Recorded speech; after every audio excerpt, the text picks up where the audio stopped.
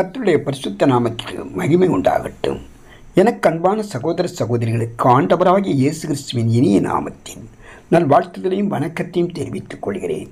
காலைதோறும் கர்த்தருடைய வார்த்தை என்ற தலைப்பில் நாம் வேத வசனங்களை தியானித்து வருகிறோம்.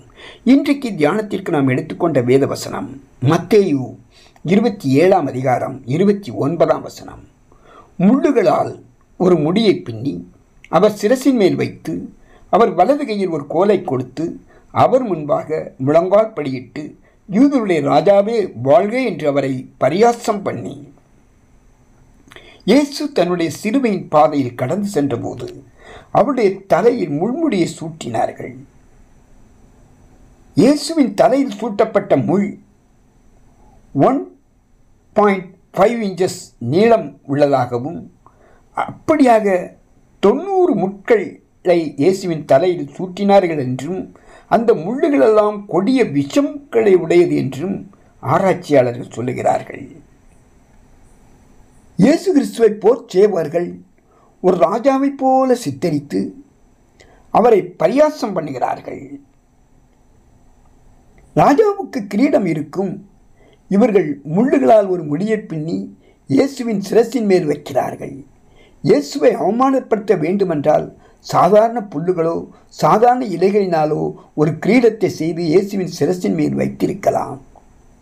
ஆனால் அவர்களோ இயேசு கிறிஸ்துவை பரியாசம் பண்ணும்போது அவருக்கு வேதனையையும் கொடுக்கிறார்கள். முட்கள் பாடுகளுக்கும் வேதனைகளுக்கும் அடையாளம். இப்படிப்பட்ட முள்ளுகளால் ஒரு முடியை பின்னி அதை இயேசுவின் சிரசின் மேல் வைத்து அவருக்கு வேதனையை உண்டு பண்ணி அவரை அவமானப்படுத்துகிறார்கள். இயேசு கிறிஸ்து இந்த அவமானங்களை எல்லாம் நமக்காக தாங்கிக் கொள்கிறார். அவர் பாடுகள் மத்தியிலும் மகிமை உள்ளவராக இருக்கிறார். அவர்கள் இயேசுவை எவ்வளவுதான் வேதனைப்படுத்தினாலும் பரியாசம் பண்ணினாலும் அவருடைய மகிமையை யாராலும் குறைத்து எடை போட முடியாது. இயேசு கிறிஸ்துவுக்கு முள்முடியை சூட்டுகிறார்கள். இயேசு கிறிஸ்துவின் ராஜ்யம் இந்த உலகத்துக்குரியது அல்ல என்பதை முள்முடி தெளிவுபடுத்துகிறது. இந்த உலகத்துக்குரிய ராஜாக்கள் பொன்னாலும் வைரத்தாலும் கிரீடத்தை முடிசூட்டிக் கொள்வார்கள். இவர்களுடைய மகிமை அவர்களுடைய கிரீடத்தின் பொன்னிலும் வைரத்திலும் இருக்கிறது. ஆனால் இயேசு கிறிஸ்துவின் மகிமையோ அவருடைய பாடுகளிலும் வேதனைகளிலும் இருக்கிறது. இயேசு கிறிஸ்து நமக்காக பாடுகளையும் வேதனைகளையும் சகித்து கொண்டதன் மூலமாக அவருடைய மகிமை வெளிப்படுகிறது. அவர்கள் இயேசு கிறிஸ்துவின் வலது கையில் ஒரு கோலை கொடுக்கிறார்கள். ராஜாக்களின் கையிலே செங்கோல் இருக்கும். அந்த கோல் மரியாதைக்குரியது. அது ராஜாவின் அதிகாரத்திற்கு அடையாளம். இயேசு கிறிஸ்துவை பரியாசம் பண்ணுவதற்காக அவருடைய கையில் ஒரு சாதாரண கம்பை கொடுக்கிறார்கள். ராஜாவின் கையிலே செங்கோலுக்கு பதிலாக சாதாரண கம்பு கொடுக்கப்படுகிறது. பலவீனமான இந்த சாதாரண கோலை போல இயேசு கிறிஸ்துவும் போர்ச்சேவகர்கள் மத்தியில் பலவீனமாக நிற்கிறார். சாதாரண கோலை போல இயேசுவும் பிரயோஜனமற்றவர் என்று போர்ச்சேவகர்கள் நினைக்கிறார்கள். ஆனால் அவர்களுடைய நினைவு தவறு. இயேசு கிறிஸ்துவின் செங்கோல் நித்திய காலமாக நிலைத்து நிற்கும்.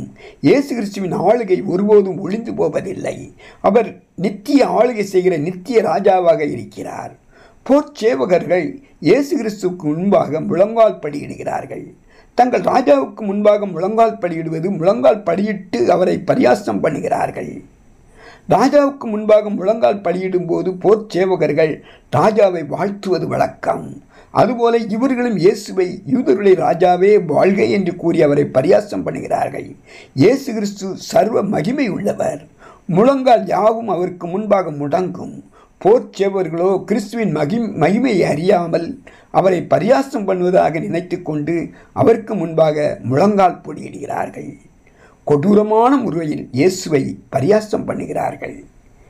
இத்தனை வேதனைகளையும் இயேசு நம் ஒவ்வொருவருக்காகவும் சகித்தார்.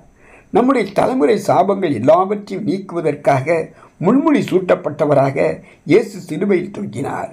இன்று உங்கள் தலைமுறை சாபம் பின்தொடர்கிறதா? குடும்பத்தில் வருகிற திடீர் மரணங்கள், திடீர் தோல்விகள், திடீர் இழப்புகள், தலைமுறையை சங்கரித்து வரும் சாபங்கள் நீங்க வேண்டுமா? அப்படி என்றால் முள்முடி சூட்டப்பட்ட இயேசுவை பாருங்கள். நீங்கள் முள்முடி சூட்டப்பட்ட இயேசுவை பார்த்து உங்கள் பாவத்தை ஒப்புக்கொண்டு மனம் திரும்பினீர்களானால் உங்கள் தலைமுறை சாபங்களுக்கு இயேசு முற்றுப்புள்ளி வைத்து விடுவார். உங்கள் வாழ்க்கை சாபமாக இருக்க வேண்டும் என்பது தேவ சித்தம் அல்ல. எப்பேற்பட்ட சாபத்தை நீக்கி சுத்திகரித்து உங்களுக்கு புதுவாழ்வு தர இயேசுவால் முடியும். முட்கிரீடம் சூட்டப்பட்ட இயேசுவை நோக்கி பார்த்தால் பொற்கிரீடம் சூட்டி உங்களை மகிழும்படி செய்வார்.